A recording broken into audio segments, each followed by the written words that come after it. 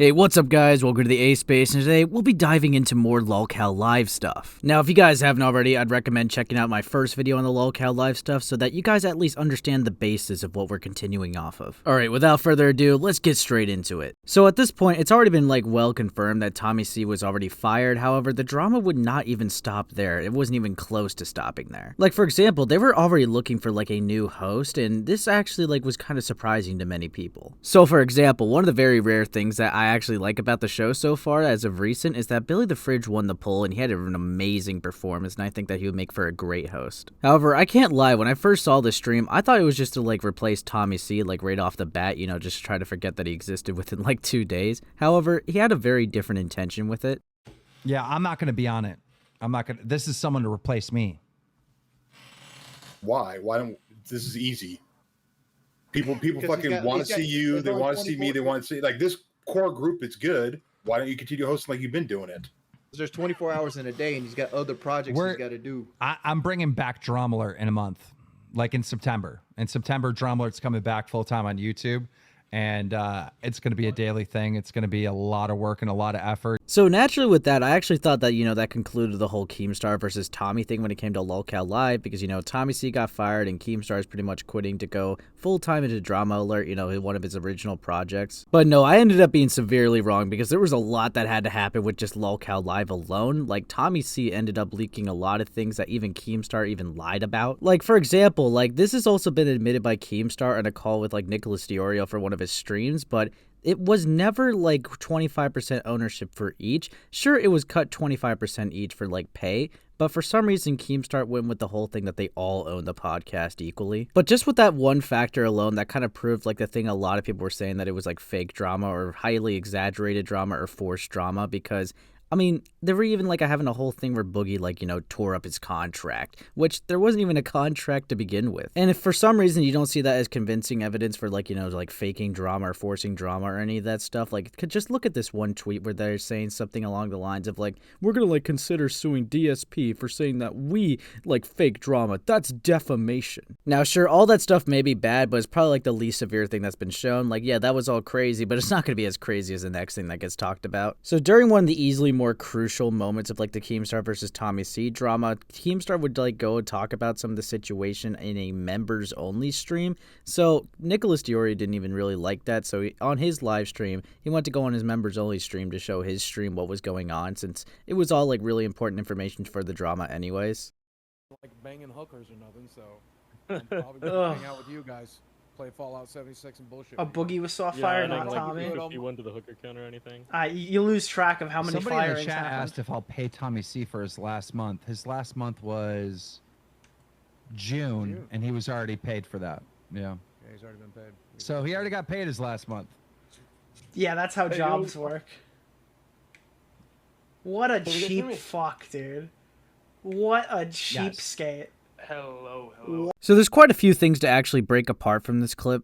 For starters, like I said earlier, it was a members only stream and Nicholas Diorio streamed it, so that's why he's talking over it. And despite the crypto scam and faking cancer, they're obviously going to be keeping Boogie on the show. But where things really start to actually get interesting here with the whole TommyC thing is that he doesn't actually intend to pay TommyC for literally the biggest month for the LolcowLive stream ever. When TommyC caught wind of this, he wasn't really shocked about Keemstar's behavior. However, he did have this to say.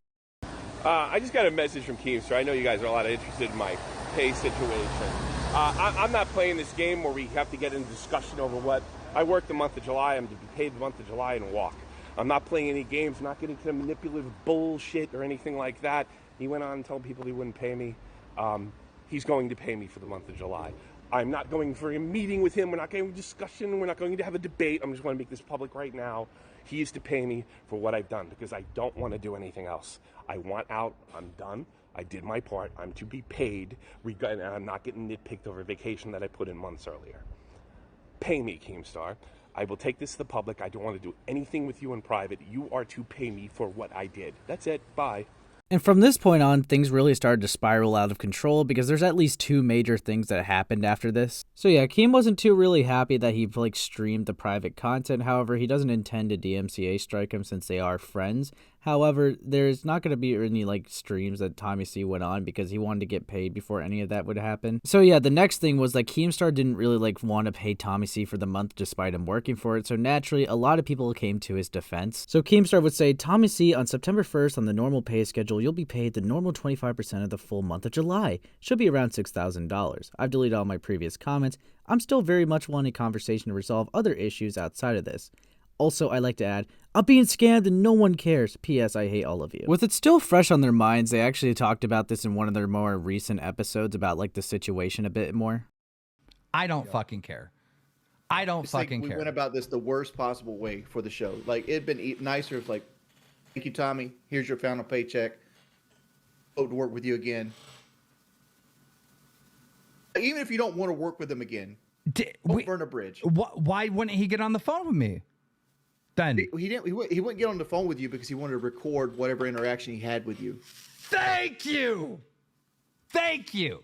There you go. There you go. So there was no talking, no working anything's out. With something like this, I try to like remain not biased in this whole thing, but of course he's not going to want to call you. You did genuinely try to like pull a scam on him. It genuinely took everyone, including your friends, to be against you just for you to actually change your mind. Not to mention, you definitely would have tried to like drag something out just to make it a more clippable moment, just to really like milk the drama for everything that you can. Like in this next segment, I do admit it is pretty funny, but we all know that you just dragged it out just for a clippable moment. Anyhow, talking about fucking scams, a Reddit user put out, pay Tommy out of Boogie shares. He doesn't deserve to make money off of his cancer lies and scamming people, which we 100% are doing that. You're not. Is No, you're Keemstar's fucking microphone not. blowing out? Jordy, did you hear what he just fucking said? What? That we're taking your money? We are taking your money. You're fucking joking, right? That's a bit.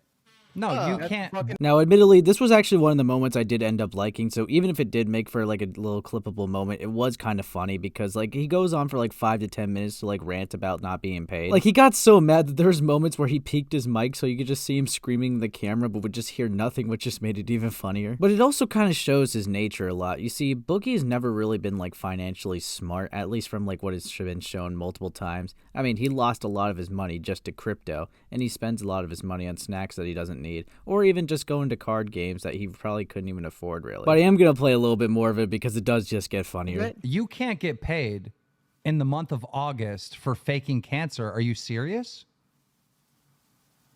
Yes, I'm fucking serious, dude.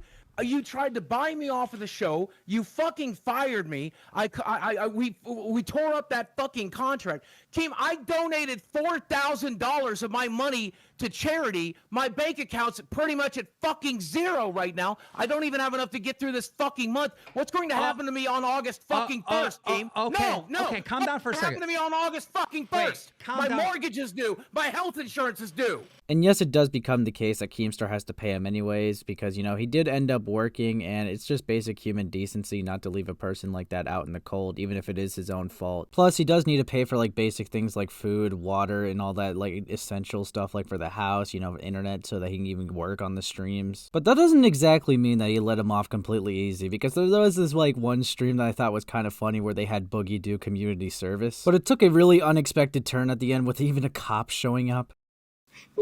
Yeah. Yeah, we're sorry. No, you're good. You guys traded me anything? I got water back.